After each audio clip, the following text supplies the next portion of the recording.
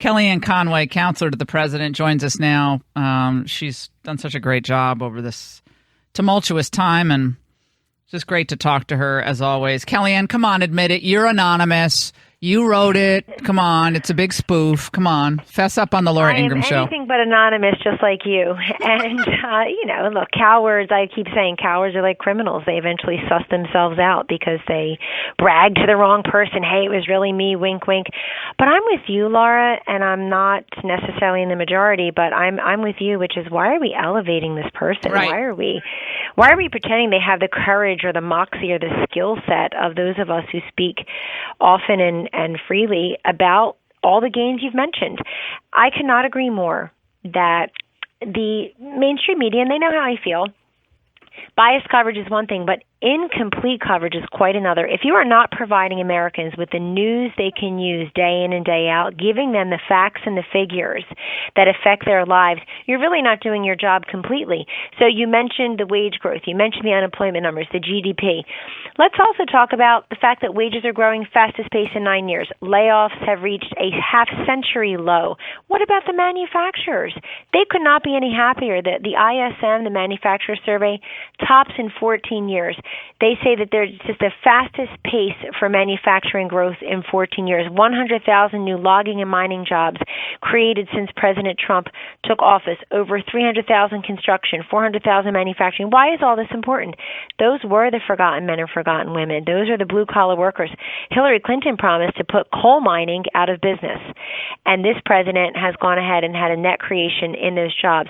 This all matters to people. This is not a distraction and a diversion. This is actually what matters to them. This is literally the bread and butter, the meat and potatoes around kitchen tables. So I just always want people to focus on what they know is important to them, because you see this disconnect in the media's own polls and the media's own reports, Laura.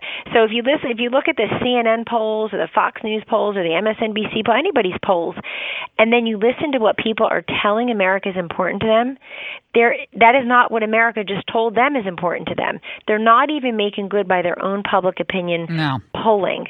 But hey, Laura, we finally found one Democrat who likes the Trump economy, Barack Obama. He's trying to take credit for it. I was looking for a Democrat. He's not on board with the party's own messaging where they're all trashing the Trump economy. Oh, no, the tax cuts are bad. The deregulation is bad. The energy explosion is bad. The development is bad.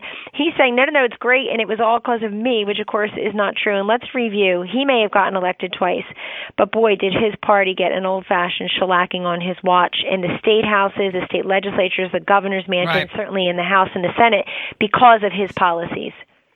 Let's listen to what Barack Obama said on Friday about who's dividing the nation. There's always been a push and pull between those who want to divide and those who are seeking to bring people together. It's always tempting for politicians, for their own gain, and for people in power to try to see if they can divide people, scapegoat folks, turn them on each other, because when that happens, that vacuum is filled by lobbyists and special interests, and we get into a downward spiral where people get more and more discouraged and they think nothing's going to make a difference.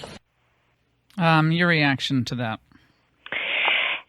At least he's consistent. I mean, President Obama loves to talk about his three favorite people, me, myself, and I. And I feel like he was probably jealous of Senator Cory Booker, Senator Kamala Harris, getting all the spotlight, shading the truth, outwardly lying in terms of what Brett Kavanaugh said or did, or in the case of Booker, what he was saying and doing, and facing expulsion from the Senate, which clearly he was not. And I think in the case of President Obama, this sounds an awful lot like 2016, where his crystal ball was very cloudy, if not broken, Laura, and he was basically preening around the campaign trail on behalf of her, saying pretty much the same thing, making it all about Trump, these broad sweeping generalizations about our culture, and yet he never helps. He never says, he had said to President-elect Trump, the greatest challenge you'll face is North Korea. Where's the help? Where's the support? Where's the ever checking in and saying, hey, there's just a small group of us who are past presidents. Is there something I can help with? Can I help with prison reform? Can I help with the opioid crisis? Can I help with it's very petty. You don't have Bush helping, Kellyanne. Bush isn't helping. No, Bush is trashing President Trump. None of them help. And let me just say, for the first time ever publicly, you have a whole consultant class, and don't think we forget, they're profiting by the millions in these midterm elections, and yet behind closed doors rolling their eyes often enough and criticizing the president when it's his policies that will save the House and Senate, if anything, because it's the tax cuts, it's the deregulation, it's the energy development, it's the peace and prosperity around the globe, as you know. It's renegotiating these imbalanced and non-reciprocal unfair trade deals all across the world. And so, we still suffer from what I call staff infection in the party. The party's not, I'm not talking politics per se today, but that you've got lots of folks running at cross purposes. However, in the case of President Obama, not only has he broken with tradition in outwardly criticizing a sitting president, it's not clear to me that he's going to be welcome by all candidates in his own party. Is Heidi Heitkamp or Joe Manchin or Joe Donnelly, are they all begging President Obama to come into their state, red state Democrats, where President Trump carried the states by double digits and he's been so active? So I know it's comfortable to use the teleprompter, to joke a little bit in front of a friendly audience that's giving you an ethics award, and then go over to California. But is he welcomed everywhere? Is he welcomed in these states for some of these candidates where President Trump carried them by double digits? We'll see. We're talking to counselor to the president, Kellyanne Conway. Just back to this issue of focus, whether it's the media focus or I think our focus as a conservative movement. The focus should be, in my view, on the accomplishments and the vision for helping Americans. But we keep going back to this anonymous deal, and even the vice president responded yesterday. Should all top officials take a lie detector test, and would you agree to take one? I would agree to take it in a heartbeat, and would submit to any review the administration wanted to do.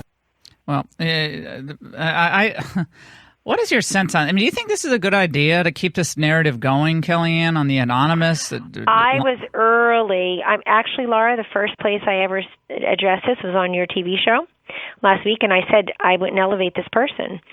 If this person wants to come forward, he or she would get a hero's welcome by the mainstream media. Oh, thank you so much for coming forward. You have courage. We already know the person doesn't have courage. We already know there's conceit, deceit, and of course cowardice attached to this.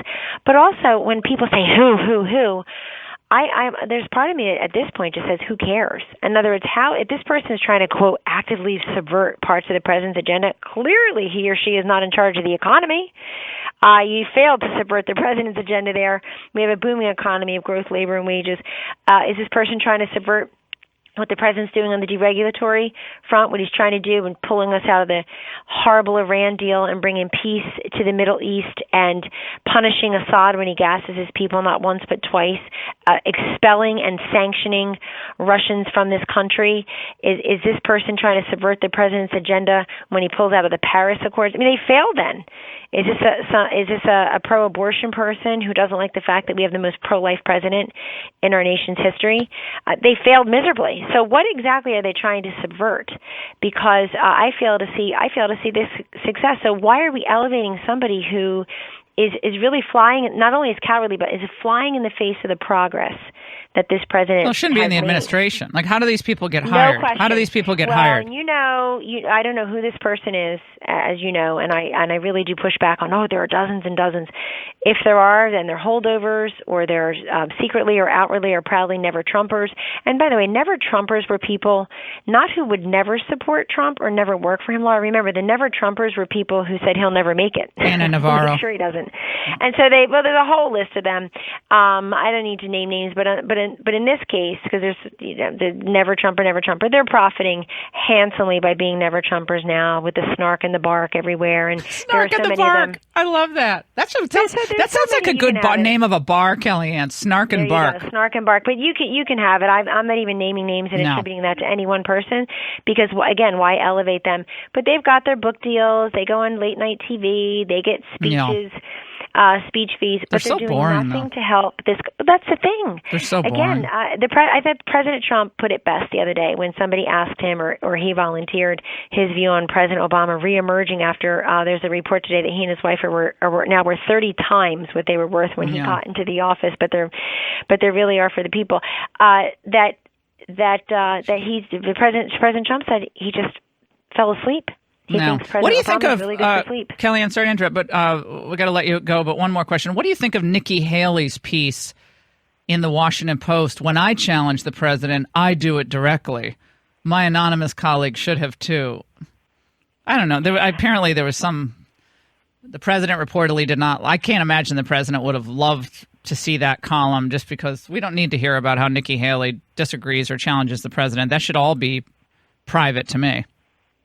I would like for most things to remain, if not everything, to remain private. And that's really who should work for the president overall. And I think that, including Ambassador Haley, she is saying that those conversations are private, but don't anybody ever think that she, or the rest of us for that matter, don't have the kind of relationship with the president where he accepts, if not expects, disagreement or an alternative point of view so that he can hear different facts, different points of view, a set of facts that promotes, like, going back again, this trade policy or that trade policy. I get that, but I don't like how she says, but I don't like how she says, I don't agree with the president on everything.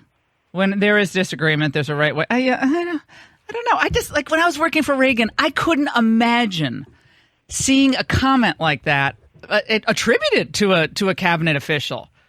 As Nikki Haley. I know you're not going to criticize Nikki Haley, but I didn't. That was like her putting her little chit over here with the globalists, saying, "Okay, I'm still with you. I'm in there." I don't know.